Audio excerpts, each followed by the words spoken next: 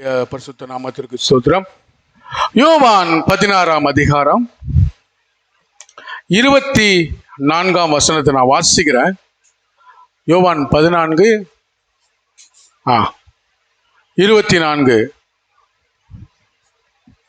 நான் வாசிக்கிறேன், நீங்க கவனிங்க.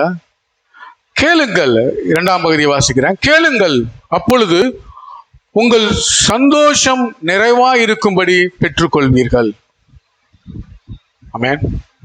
கேளுங்கள், அப்பொழுது உங்கள் சந்தோஷம் நிறைவாயிருக்கும்படி பெற்றுக்கொள்வீர்கள். புரியுதா? ஆண்டவரிடத்திலே கேட்கும் பொழுது ஆண்டவர் நமக்கு என்ன பண்றாரு? அதை கொடுக்கிறதற்கு தயாராகிறார். அப்ப நம்ம வாழ்க்கையில் என்ன ஆகுது? அது சந்தோஷம் நிறைவாய் ஆகிறது. அதை நம்ம பெற்றுக்கொள்கிறோம். ஆமென். அப்போ தேவனிடத்திலே முதலாவது நாம் கேட்க வேண்டும்.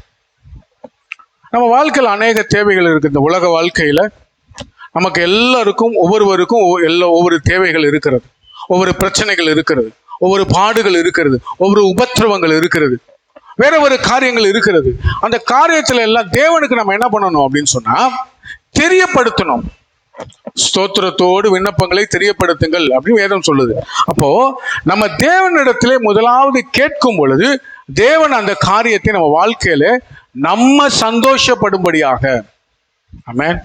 நம்ம கேட்கறத ஆண்டவர் கொடுத்துட்டாரு அப்படின்னு சொன்னா நம்ம என்ன பண்ணுவோம்? வருத்தப்படுவோமா? சந்தோஷப்படுவோமா?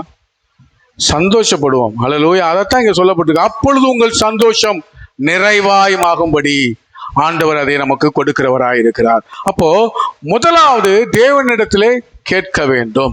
இந்த கேளுங்கள் அப்படின்றத குறித்து சொன்னோம் அப்படின்னு சொன்னா ஒரே வார்த்தையில சொல்லணும்னா ஜெபம்.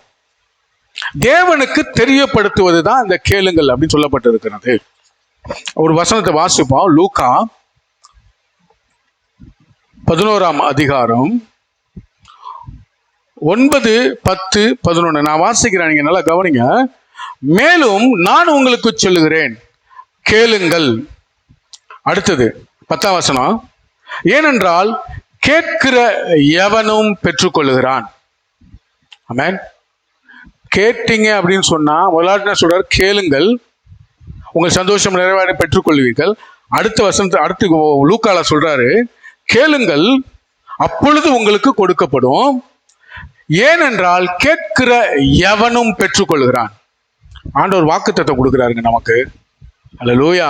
நீங்க கேட்டீங்க அப்படின்னு சொன்னா நீங்கள் அதை பெற்றுக்கொள்வீங்க. அல்லேலூயா.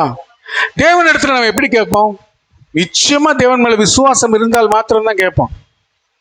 ஒரு பிள்ளை இருக்கிறது தன் தகப்பன் இடத்துல போய் தனக்கு தேவையில்லாத காரியத்தை போய் கேட்டுச்சுன்னா அவர் கொடுக்க மாட்டாரு. நல்லா தெரியுமா? தெரியாதா? சைக்கிள் வேணும்னு சொல்லி ஒரு 10 வயசு பிள்ளை ஒரு பையன் கேட்கறான் அப்படின்னு சொன்னா வாங்கி கொடுப்பாங்க. தயார் தானே? நீங்க எல்லாம் பெரியவங்கெல்லாம் தயார் தானே? தகப்பன்மார் தாய்மார்கள்லாம் ரெடி தானே? சிஸ்டர்ஸ்லாம் ரெடி தானே? ஆனா எனக்கு ஒரு மோட்டார் பைக் வாங்கி கொடுங்க அப்படின்னு சொன்னா வாங்கி கொடுப்பீங்களா? கொடுக்க மாட்டீங்களா? 10 வயது பையனுக்கு இங்க வாங்கி கொடுக்குற ஆட்களும் இருக்கிறாங்க பிள்ளைக்கு. வாங்கி கொடுக்க மாட்டோம். அப்போ ஆண்டவரிடத்திலே நம் நம்பிக்கை வைப்பதனாலதான் நம்ம கேட்கிறோம். அந்த கேட்பது நிமித்தம் நம்ம சந்தோஷம் நிறைவாகும்படி கொடுக்கிறாரு. ரெண்டாவது, கேட்கிற எவனும் பெற்றுக்கொள்கிறான்ற விசுவாசம் நமக்குள்ளாக இருக்கணும். ஆமென். அல்லேலூயா. அந்த விசுவாசம் நமக்குள்ளாக இருந்துச்சு அப்படின்னு சொன்னா நிச்சயமா தேவன் அதை நமக்கு கொடுப்பதற்கு வாஞ்சை உள்ளவராய் இருக்கிறார். ஆமென். அது நமக்கு தேவையா தேவையில்லாதையா அப்படின்றதுக்கு இன்னைக்கு நம்ம அதை பத்தி நம்ம பார்க்க போறது கிடையாது. நான் என்ன சொல்றேன் அப்படின்னு சொன்னா ஜெபத்தின் மூலமாக நாம் தேவனிடத்திலிருந்து நன்மையை பெற்றுக்கொள்ள முடியும். கையை உயர்த்தி ஆமென். நீங்க ஜெபம் பண்ணி தேவ சமூகத்துல விண்ணப்பத்தோடு ஸ்தோத்திர பலிகளை செலுத்தி தேவனிடத்துல கேட்டீங்க அப்படின்னு சொன்னா அதை தேவன் உங்களுக்கு தருவதற்கு போதுமானவராய் இருக்கிறார். பாருங்க 11ஆம், அதாவது லூக்கா 11:11, தகப்பன் உங்கள் தகப்பனாய் இருக்கிற ஒருவனிடத்தில் மகன் அப்பம் கேட்டால் அவனுக்கு கல்லை கொடுப்பானா? ஆண்டவர் கேட்கிறார். உங்களில் தகப்பனாய் இருக்கிற ஒருவனிடத்தில் மகன் அப்பம் கேட்டால் அவனுக்கு கல்லை கொடுப்பானா? மீனை கேட்டால் மீனுக்கு பதிலாய் பாம்பை கொடுப்பானா? முட்டையை கேட்டால் அவனுக்கு தேளை கொடுப்பானா? அல்லேலூயா. அடுத்த வசனம், பொல்லாதவர்களாகிய நீங்கள், அல்லேலூயா, பொல்லாதவர்களாகிய நீங்கள் உங்கள் பிள்ளைகளுக்கு நல்ல ஈவுகளை கொடுக்க அறிந்திருக்கும் போது பரமபிதா, நம்முடைய பரம தகப்பன் நமக்கு நன்மையான ஈவுகளை கொடுப்பது அதிக நிச்சயம். அப்படிதான் வேதம் சொல்லுது, அதிக நிச்சயம். அப்போ ஆண்டவர் வாக்குத்தத்தம் பண்ணுகிறார், நிச்சயமா நான் உங்களுக்கு நன்மையை கொடுப்பேன். இந்த உலக தகப்பனால உங்களால கொடுக்க முடியாததை கூட என்னால கொடுக்க முடியும். அவனே உங்களுக்கு நல்ல ஈவை கொடுக்கிறான். உலகத்தில் உள்ள தகப்பன் கொடுக்க முடியாட்டினாலும் நல்ல ஈவை கொடுக்கிறான். சர்வ வல்லமுள்ள தேவனாகிய நான் நல்ல ஈவை கொடுப்பது அதிக நிச்சயம் அல்லவா? அல்லேலூயா, அல்லேலூயா. உங்களுக்கு ஆண்டவர் கொடுக்குற வார்த்தை, நிச்சயமா நான் நல்ல ஈவை உங்களுக்கு கொடுப்பேன். நீங்க என்ன பண்ணணும்? கேளுங்கள். அல்லேலூயா. அப்போ ஜெபம் பண்ணி தேவ சமூகத்துல காத்திருந்தீங்க அப்படின்னு சொன்னா உங்க வாழ்க்கையில நன்மையான ஈவுகளை தேவன் உங்களுக்கு நிச்சயமாகவே கொடுப்பார். கையை உயர்த்தி ஆமேன்னு சொல்லுவோமா? அல்லேலூயா, அல்லேலூயா. அடுத்ததாக ஒரு காரியத்தை பார்ப்போம். யோவான் 10ஆம் அதிகாரம், யோவான் 10:11 நான் வாசிக்கிறேன், நீங்க கவனிங்க. நானே நல்ல மேய்ப்பன், நல்ல மேய்ப்பன் ஆடுகளுக்காக தன் ஜீவனையும் கொடுக்கிறான். அல்லேலூயா. ஆண்டவராக இயேசு கிறிஸ்து தான் நமக்கு மேய்ப்பனாய் இருக்கிறார். நீங்களும் நானும் அவருடைய மேய்ச்சலின் ஆடுகள். ஆமென். இந்த சபைக்கு தேவன் பிரதான ஆசாரியராய் இருக்கிறார், பிரதான மேய்ப்பராய் இருக்கிறார். என்ன பண்ணியிருக்கிறாரு? மேய்ப்பனாய் இந்த இடத்துல ஏற்படுத்தி இருக்கிறார். ஆமென். உங்களுக்கு ஆடுகளாகிய உங்களை மேய்ப்பதற்கு, உங்களை நேர்த்தியாய் நடத்துவதற்கு மேய்ப்பராய் என்னை ஏற்படுத்தி வைத்திருக்கிறார். பாஸ்டரா என்னை வச்சிருக்கிறார். அல்லேலூயா. உங்களை நடத்த வேண்டிய பொறுப்பை ஆண்டவர் என் கரத்திலே கொடுத்திருக்கிறார். ஆனால் பிரதான மேய்ப்பன் நம்ம ஆண்டவராக இயேசு கிறிஸ்து. அவருடைய இரத்தத்தினால தான் இந்த சபை மீட்கப்பட்டு இருக்கிறது. அப்போ தேவனை நம்மளுடைய நல்ல மேய்ப்பனாய் வைத்திருக்கும் பொழுது அவர் நம்மளை என்ன பண்ணுவாரு? கரெக்டா நடத்திட்டு போவார்.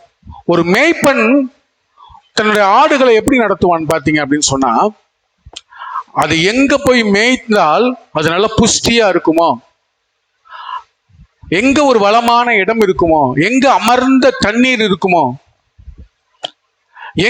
எங்க இருந்தால் அது நல்ல பாதுகாப்பா இருக்குமோ, அந்த இடத்துலதான் மேய்ப்பன் கொண்டு போய் தன்னுடைய ஆடுகளை மேய்ப்பான். அல்லேலூயா. ஏன்னா அது நல்லா வளரணும், அது பலன் கொடுக்கணும், குட்டி போடணும், ரெண்டாவது பாதுகாப்பா இருக்கணும்.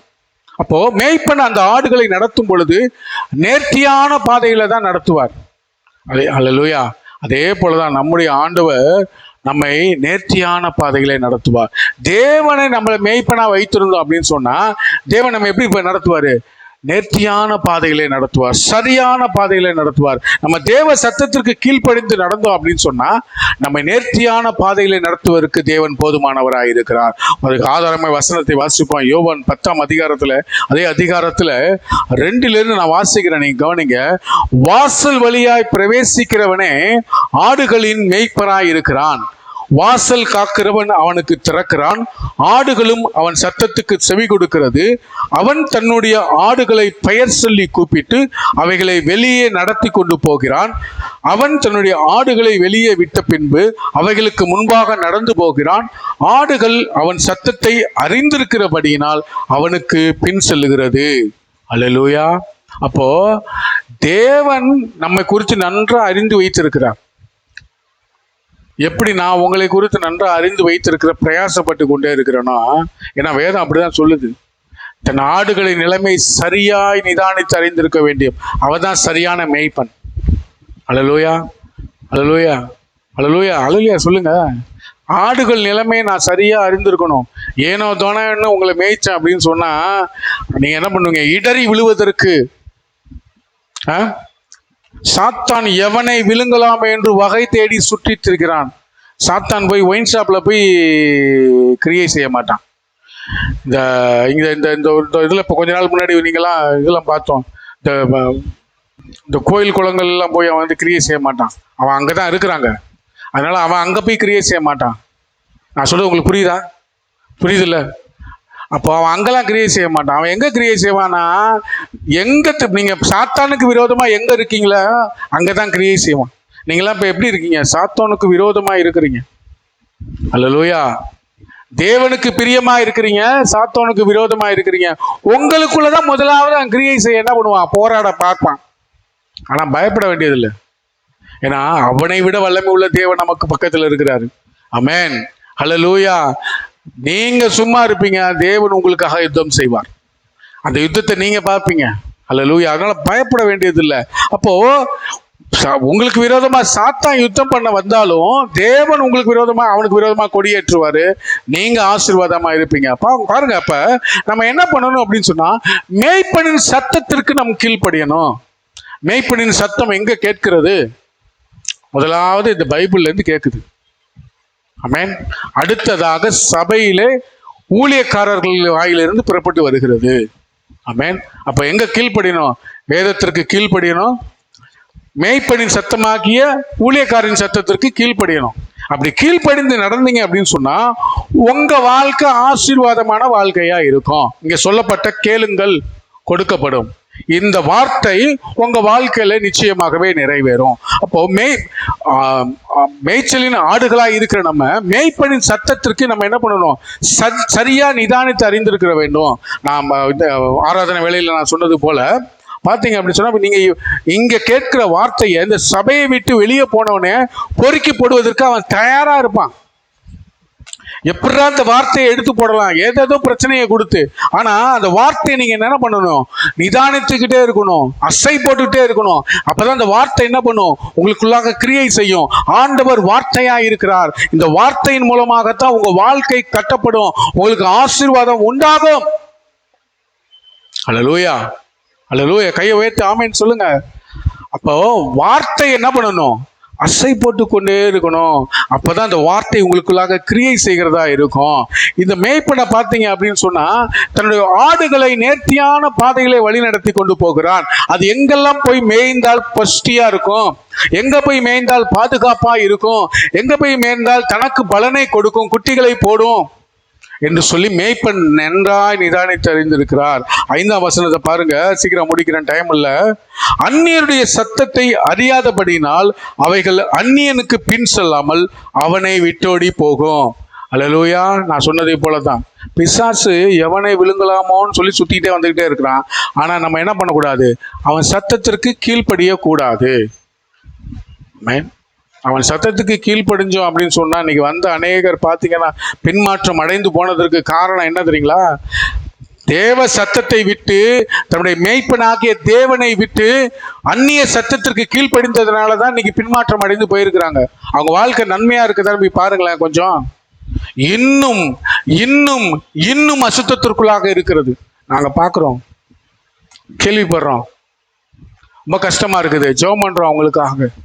அப்போ தேவனை விட்டு பின்மாற்றம் அடைந்து போனோம் அப்படின்னு சொன்னா நம்ம வாழ்க்கை இன்னும் அசுத்தத்திற்குள்ளாக போகும்.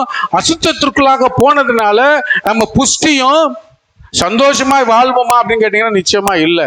இன்னும் கடன் பாரங்கள் போய் கேட்டோம் அப்படின்னு சொன்னா இன்னும் கடன், இன்னும் பெரிய பிரச்சனை, அதுதான் நடக்குது.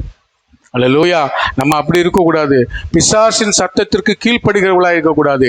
தேவ சத்தத்திற்கு, நம்முடைய மேய்ப்பனாகிய தேவ சத்தத்திற்கு கீழ்ப்படியும் பொழுது நம்முடைய வாழ்க்கையை தேவன் ஆசீர்வாதமாக மாற்றுவார். நீங்களும் நானும் போராட வேண்டியதில்லைங்க. நம்ம கையின் பிரயாசத்திற்காக நம்ம போராட வேண்டியதில்லை.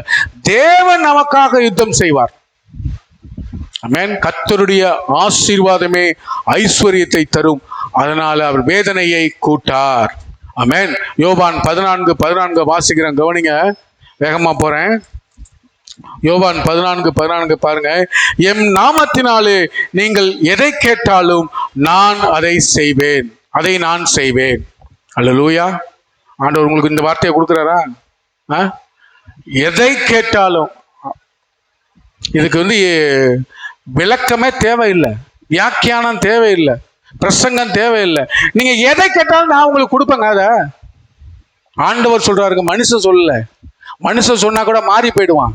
ஆண்டவர் சொல்ற வார்த்தையை பார்த்தீங்க அப்படின்னு சொன்னா, என் நாமத்தினாலே நீங்கள் எதை கேட்டாலும் நான் அதை செய்வேன். அப்போ நீங்க ஜெபம் பண்ணீங்க, தேவ சமூகத்தில் முழங்கால் படிக்கிட்டு, ஆண்டவரே உங்க நாமத்தினால கேட்கிறேன், என் பிள்ளைகள் வாழ்க்கையில ஆசீர்வாதத்தை கொடுங்க, என் பிள்ளைகள் வாழ்க்கையில நன்மையை கொடுங்க, என் கணவர் வாழ்க்கையில காரியங்களை மாறுதலாய் முடிய பண்ணுங்க, என் வீடு காரியங்களில் எனக்கு உதவி செய்யுங்க, என் கணவர் காரியங்களை உதவி செய்யுங்க, என் பண பிரச்சனைகளை உதவி செய்யுங்க, வீடு கட்டுற காரியங்களை உதவி செய்யுங்க அப்படின்னு சொல்லி ஆண்டவர் சமூகத்தில் கேளுங்க. நீங்க கேட்கல. அடுத்த வசனத்தை சொல்றேன் பாருங்க. யோவான் 16:24 நீங்க என்ன பண்ணல, அதனாலதான் ஆண்டவர் உங்களுக்கு அதை கொடுக்கலன்னு சொல்றாரு. யோவான் 16 இதுவரைக்கும், நல்லா கவனிங்க, இதுவரைக்கும் நீங்கள் என் நாமத்தினாலே ஒன்றும் கேட்கவில்லை. இதுக்கு முன்னாடி என்ன சொன்னாரு? என் நாமத்துல கேளுங்க, நான் உங்களுக்கு தரேன் அப்படின்னு சொன்னாரு. இப்ப சொல்றாரு, நீங்க ஒன்றும் கேட்கல என்கிட்ட. கேட்காதனாலதான் பெற்றுக்கொள்ளாம இருக்கிறீங்க. புரியுதா? ஏன் கிடைக்கல, உங்க வாழ்க்கையில நன்மை கிடைக்கல அப்படின்னு? என் நாமத்தினால கேளுங்கன்னு சொல்றாரு. கேட்டா உங்களுக்கு கிடைக்கும். நீங்க கேட்கல, கேட்டீங்க அப்படின்னு சொன்னா கேளுங்கள். அடுத்து கேளுங்கள், அப்பொழுது உங்கள் சந்தோஷம் நிறைவா இருக்கும்படி பெற்றுக்கொள்ளுங்கள். அப்போ தேவனிடத்துல கேட்டா அவர் கொடுப்பதற்கு ஆயத்தமா இருக்கிறாரு. நீங்க கேட்கல, அதனால நான் கொடுக்கல. உங்களுக்கு இன்னும் தேவை என்பதை அவர் அறிந்திருக்கிறார். ஆமென், அல்லேலூயா. இன்னையிலிருந்து இதுக்கு நான் பெரிய விளக்கம் கொடுத்து உங்களுடைய மனமடிவாக்க விரும்பல. இன்னையிலிருந்து ஒரு முடிவு பண்ணுங்க. தேவ சமூகத்துல நான் கேட்பேன், அதை பெற்றுக்கொள்வேன். கையை உயர்த்தி ஆமென். நான் கேட்பேன், தேவனிடத்திலிருந்து என் சந்தோஷம் நிறைவா இருக்கும்படி அதை பெற்றுக்கொள்வேன். ஒரு முடிவு எடுத்து. அல்லேலூயா, அல்லேலூயா. நான் திருப்பி சொல்றேன், நல்லா மனசுக்குள்ள வச்சுக்கொள்ளுங்க. கேளுங்கள். முதலாவது என்ன சொன்னேன்? கேளுங்கள். ஜெபம் பண்ணுங்க. உங்க வாழ்க்கையில ஆண்டவர் நன்மை செய்வாரு. ரெண்டாவது, தேவன் நம்முடைய மேய்ப்பராய் இருப்பதனால அவர் சத்தத்திற்கு கீழ்ப்படிந்து அவருக்கு பின்னாக போகணும். அந்நிய சத்தம் வரும், பிசாசு வருவான், உங்களை அந்த வார்த்தையை பொறுக்கி போட வருவான், உங்களை வழிமாற்ற வருவான். உங்க ஃப்ரெண்ட்ஸ் மூலமா வருவான், உங்க நண்பர்கள் மூலமா வருவான், அப்பா அம்மா மூலமா வருவான், தாய் தப்பன் பிள்ளைகள் மூலமா வருவான், உங்க கணவர் மூலமா வருவான், மனைவி மூலமா வருவான், பிள்ளைகள் மூலமா வருவான், பக்கத்து வீட்டுக்காரங்க மூலமா வருவான். அஜிஜா நீ அங்க போறியான்னு சொந்தக்காரங்க முன்னாடி வருவான். ஆனா அந்த வார்த்தைகள்லாம் கீழ்ப்படியாம தேவ வார்த்தையை பின்பற்றி நடந்தீங்க அப்படின்னு சொன்னா, நீங்கள் என் நாமத்தினாலே எதை கேட்டாலும் நான் அதை செய்வேன் என்ற வார்த்தை உங்க வாழ்க்கையில நிறைவேறும். சத்தம் கேட்கல, கை மட்டும் தான் உயருது. ஆமென், அல்லேலூயா, அல்லேலூயா. கேட்கல, நான் கொடுக்கல. கேளுங்கள், உங்கள் சந்தோஷம் நிறைவா இருக்கும்படி ஆண்டவர் உங்க வாழ்க்கையில அற்புதங்களை செய்வார். அல்லேலூயா, அல்லேலூயா. தகப்பன், உலக தகப்பன் பிள்ளைக்கு அப்பக்கது கேட்டா கல்ல கொடுப்பானா? இந்த கல்ல சாப்பிடு அப்படின்னா கொடுப்பானா? யாராவது கொடுக்கவே மாட்டாங்க. அல்லேலூயா. அதை விட மேலான தகப்பன் நம்முடைய தேவன். நிச்சயமா உங்க வாழ்க்கையில அற்புதங்களை செய்வார். ஒரு விசுவாசம் வேணும். கர்த்தர் 6ஆம் வேளை சொன்னதை போல கர்த்தர் எனக்காக யாவையும் செய்து முடிப்பார். இந்த விசுவாசம் உங்களுக்குள்ளாக இருந்து நீங்கள் கேட்கும் பொழுது உங்கள் சந்தோஷம் நிறைவாகும்படி நீங்கள் அதை பெற்றுக்கொள்வீர்கள். அப்படி எழுந்து நிற்போம்.